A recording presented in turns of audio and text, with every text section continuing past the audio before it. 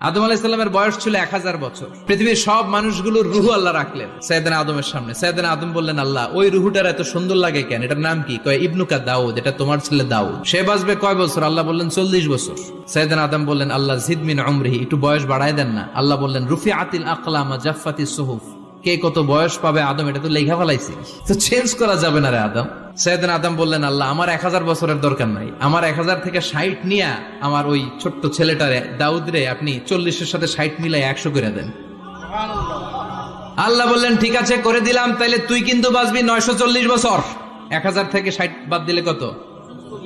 সাইয়েদনা আদম পৃথিবীর বুকে আসলেন 940 বছরের পর। মালাকুল মাউত এসে হাজির। আদম আলাইহিস সালাম বললেন, আপনি কে? আমি মালাকুল মাউত। কি জন্য আসছেন? কয় জিইতু আন আকবাদা রূহাক, আপনার রুহু কবজ করতে আসছি। কয় কেন আসছেন? কয় আপনার 940 বছরে হায়াত শেষ, রুহু নিয়ে যাব। কয় না, আমি বাঁচুম 1000 বছর। মালাকুল মাউত বলে, আরে আপনি তো 60 বছর দান করে আসছিলেন রুহুর জগতে। ছেলেরা দেখে খুশির ঠেলায় 60 বছর দিয়া দিছেন আদমকে, আমার মনে নাই, ভুইলা গেছি ভাগো, আমি আরো 60 বছর বাঁচুম। ভুইলা গেছি। নাসিয়া আদম ফানাসিয়া বানু, আমরাও ভুলে যাই, এরকম আছে না নাই? খাইয়াও কয় খাই নাই, নিছিলাম পকেটে কয় নেই নাই, দিছিলাম কয় দেই নাই। আচ্ছা